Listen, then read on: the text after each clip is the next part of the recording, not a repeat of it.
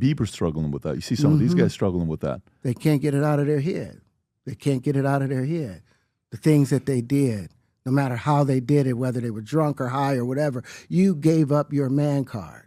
What if one of Tinseltown's most highly regarded actors just uncovered the music world's darkest secrets? But when you give up your manhood, I've never seen somebody recover from it. That was all the people that went to the puffy parties. That was all the people that did all those things thinking that there was never going to be a consequence for what they were doing. What if his claims not only implicated Diddy, but JayZ, Beyoncé, and even LeBron James joined in on the ride? In a stunning new interview, Terrence Howard names names, gets threatened, and paints a sex trafficking empire so vast that if Diddy goes down, the entire apparatus collapses. Now we break down the allegations, the lawsuits, and the dark truth that elites in power never wanted you to learn about. Hollywood has been buzzing for weeks now, and all because of an interview. Oscar-nominated actor Terrence Howard has something that few have ever done in Hollywood: speak openly about the industry's biggest celebrities and the underworld they live in. Howard's one-on-one interview did more than simply suggest tawdry parties or ill-gotten deals. He straight-out identified celebrities he says were sexually entangled with music mogul Diddy, and claims the evidence is out there. No. Puffy invited me for weeks, asking me to come and teach him how to, wanted me to be his acting coach for a while. He wants to hang out with you next week, and I was like, for what? He's like, I think he's trying to f*** you. Howard says that the same system that's now being revealed in several lawsuits has been camouflaged for years, shielded by intimidation, silence, and dominance. And the fallout? It's already getting dangerous. Howard says he's received threats since the interview went public. But in his own words, if you're going to speak against me, use the same courage it took for me to say these truths, man to man, eye to eye, integrity and truth. Speak against me, then use the same courage that it took for me to say those truths. Man to man, eye to eye, integrity and in truth. I've spent a lifetime earning the right to speak with the conviction about these truths that I speak. So if you want to tear that down, have the decency to come and say it directly to my face, and say it like a man. According to Howard, he would walk away from the film industry to know exactly what occurs behind closed doors. He refers to it as casting couch culture, saying it is a system of sexual favors and exploitation. Did you ever have the opportunity where you got invited and you said no to it? Hell yeah. What was the consequences when you said no? Puffy invited me for weeks, asking me to come and teach him how to, wanted me to be his acting coach for a while. Go there and he's sitting around just looking. I'm like, okay, what's the material you want to work on? He's just looking at me. Then next thing you know, okay, hey, will you help me? I want to hear your music. So I come over there and I play the music. And he's sitting there just looking at me, like waiting. Okay. So then my assistant was like, he wants to hang out with you next week. And I was like, for what? He's like, I think he's trying to fuck you. That's what my assistant said. He says Diddy's arrest, along with the tapes the mogul allegedly recorded, proves it all is real.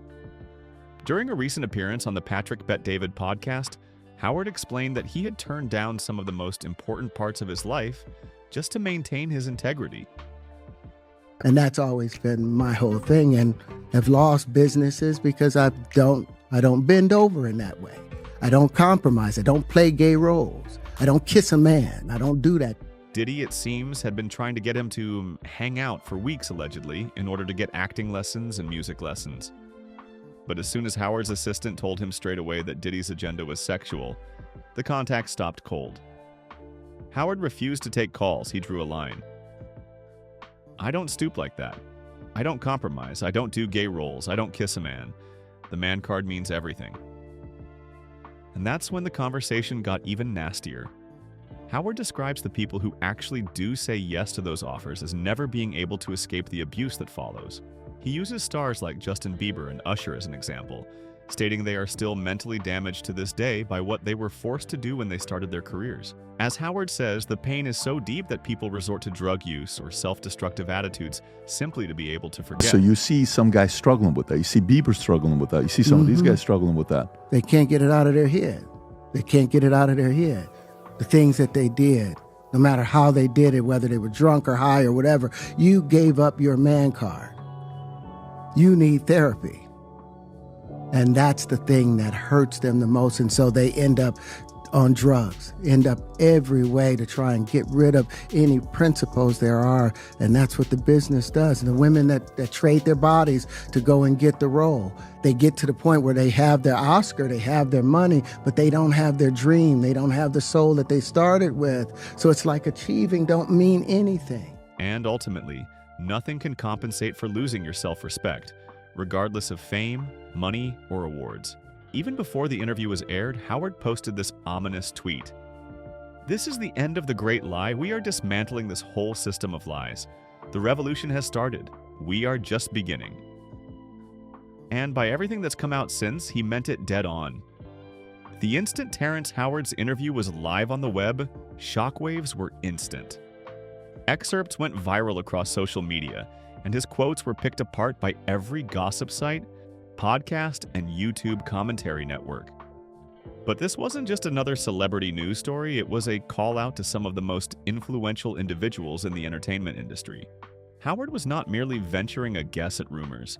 He was accusing the film and music industries of being dominated by a tight-knit clique that he refers to as the gay mafia, a clique of power brokers, directors, producers, and executives who use their power to control careers, dispense access, and extract sexual favors in return for the promise of opportunity. And that was not all. He connected Diddy to this group himself, claiming that the parties and private soirees the mogul is infamous for were more than mere out-of-control ragers, but masterminded affairs where exploitation took place in front of some of the world's most prominent celebrities' eyes. And then the lawsuits. While Diddy's troubles were already mounting, another case arrived like a bombshell. Filed in Florida, the civil suit not only named Diddy as a defendant, but also pulled in JayZ, Beyoncé, and NBA superstar LeBron James, not as suspected perpetrators, but as suspected witnesses to what this lawsuit portrays as a freak-off party in 2015. It began at his own home, the plaintiff Joseph Manzaro testified, when he saw a greasy residue on his doorknob and suddenly blacked out. He testified that he was forcibly taken to a Miami home that allegedly shared a hidden tunnel with the home of music legends Gloria and Emilio Estefan. As Manzaro regained partial consciousness, he claims he was attending a party in honor of Diddy's then 17-year-old son, Christian Combs. It was no birthday bash. The lawsuit paints a shocking picture of numerous rooms full of mocking partygoers, open drug consumption, and sex humiliation. Manzaro says he was forced to wear a penis-shaped mask and paraded before the crowd, and in the room sitting there, he says, were JayZ and Beyoncé. In court papers, Beyoncé is quoted as glancing over at someone standing next to her and saying, "What's going on here? Why is this half-naked white dude wearing a penis mask standing here in front of me?" The complaint goes on to relate that Manzaro was humiliated in a series of rooms, each with its own theme of depravity. He takes responsibility for being harassed and ridiculed before influential figures who were observing. Among them, he says, was LeBron James. Now, technically, JayZ, Beyoncé, and LeBron are not being sued in this lawsuit, but their reported attendance makes them high-value witnesses, people who may be subpoenaed to testify under oath what they saw. And in a case such as this, the pressure to respond to questions in a court of law could be almost as devastating as being named outright. For Terrence Howard, this suit is not just about money. It's verification of what he's been yelling about for years, that there is a pattern of abuse at the top echelons of the industry, and that some of the industry's biggest stars were at least in the room when it happened. Howard alleges that bringing this fact to light has made him a target. After the interview, he states he was contacted by people connected to those mentioned and received cryptic threats to stop talking. Later on, he addressed them directly as well. Listen, before y'all talk about me, y'all need to talk to me. You see, once upon a time, if a man questioned another man's honor, he didn't do it from the shadows. He had to do it out in the open, with his name, his chest out, and his chin high. Not hiding behind a keyboard or tucked behind editing clips of fair use disclaimers. You see, citing Section 107 of the Copyright Act does not give you free rein to defame, misrepresent, or harm another's reputation. Fair use is not a shield for character assassination. So here's the simple truth. If you take my words, my image, my ideas, and twist them to feed your fear and inflate your ego, if you profit off of my name while calling me a liar, then be prepared to stand behind your accusation. Once upon a time, if a man questioned another man's honor, he did not do it in private. If you make a profit on my name by naming me a liar, then be prepared to stand behind your words. It's the combination of detail and bluster that has made Howard's charges impossible to disregard. For years, speculation about Diddy's high-priced parties was whispered around the business, dismissed as being overstated or written off as tipsy celebrity gossip. But now those whispers are being parroted in legal documents, testimony from witnesses, and sworn affidavits. And with each new headline, the tension builds.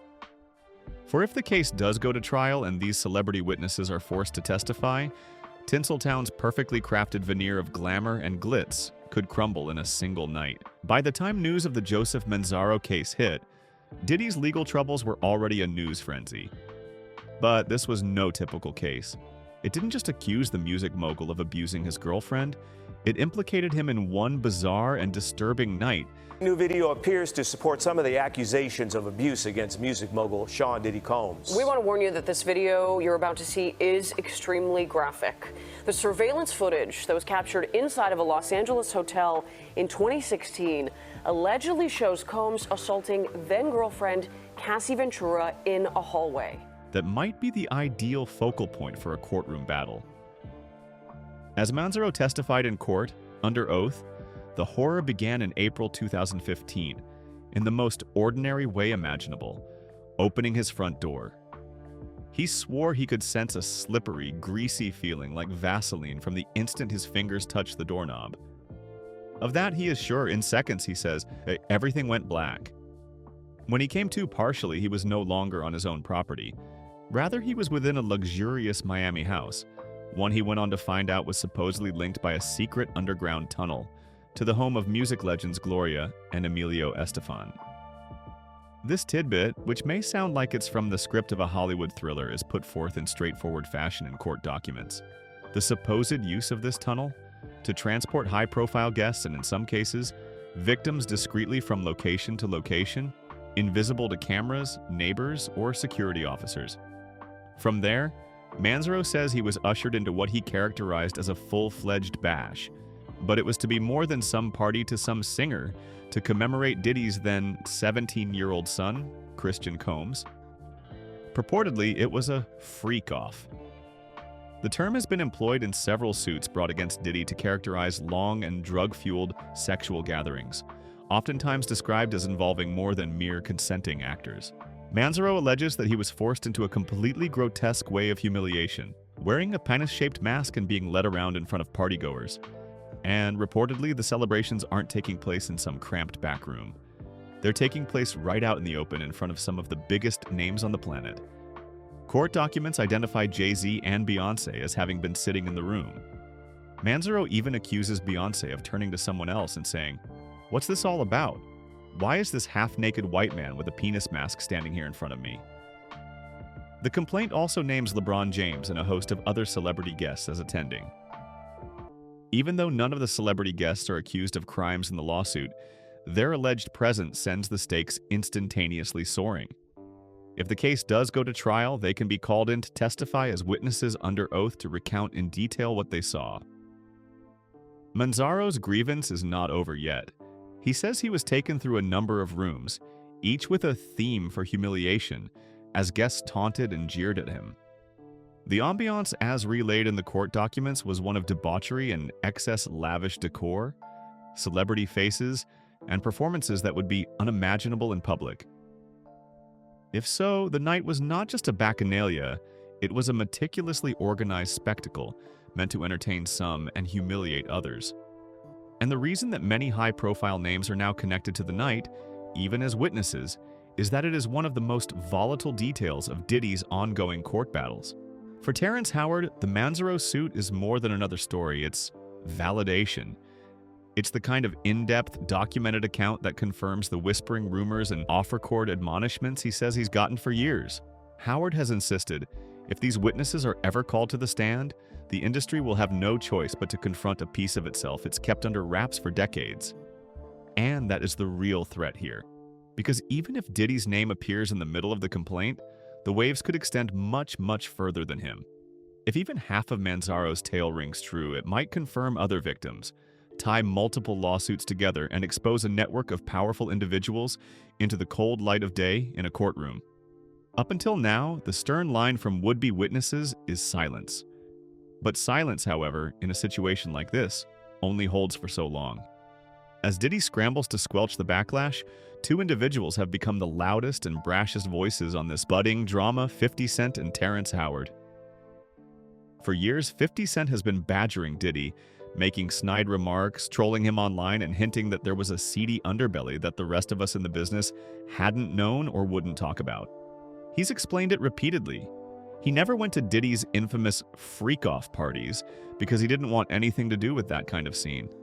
Was there a reason you never went to those parties back in the day? Obviously, I know what was going on there, but is there a reason you never did? I'm just not with all that freaky shit. And now, in retrospect, staying away from the whole thing might have been why he's so forthcoming now.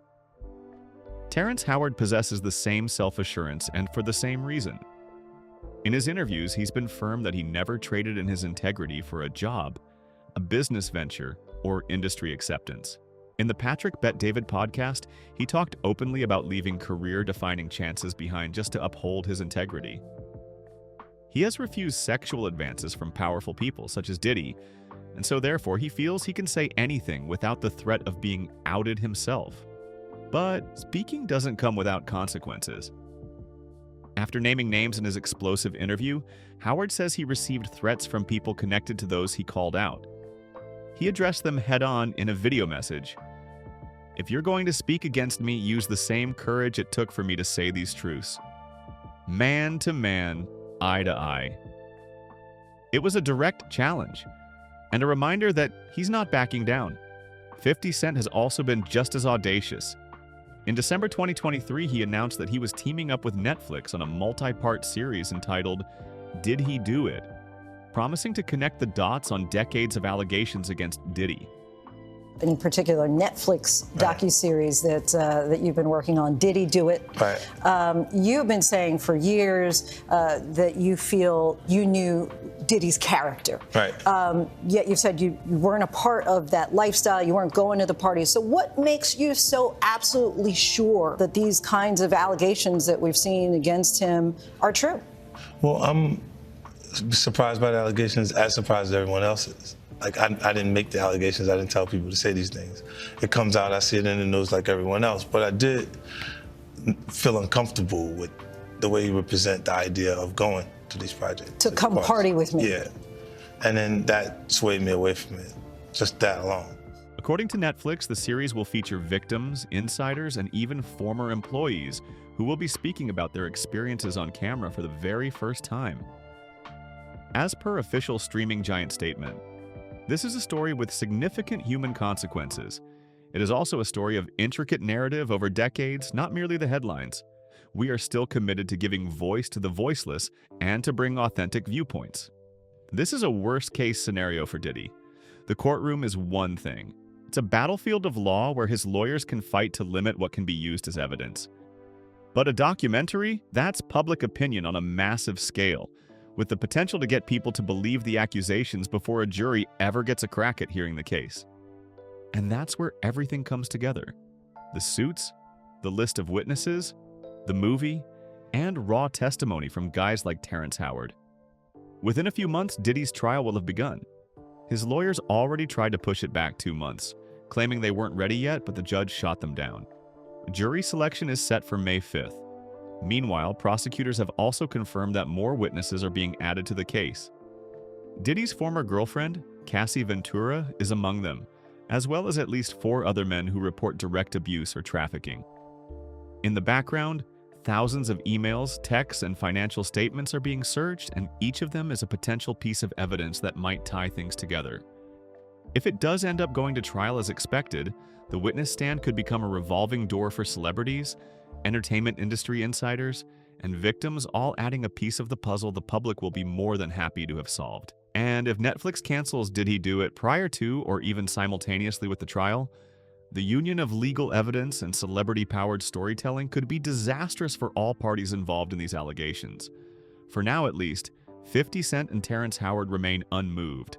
They've declared they're not doing this for sensationalism. They believe they're battling to expose to the world a culture of abuse that has thrived for too long behind closed doors. And as lawsuits multiply and witnesses continue to step forward, it's getting harder for anyone, even the most powerful, to stay silent. Because the direction that this is going, quiet won't save you. Not in court, not on Netflix, and definitely not when the entire world is paying attention. If even half of these claims are true, this will not only be the end of Diddy's career, it could unravel a whole web of power brokers who have operated beyond the law for decades. The suits are being filed, the witnesses are testifying, and the cameras are rolling. The only question now is, who will still be standing when the truth finally comes out? Let me know what you think in the comments, because this story is far from over.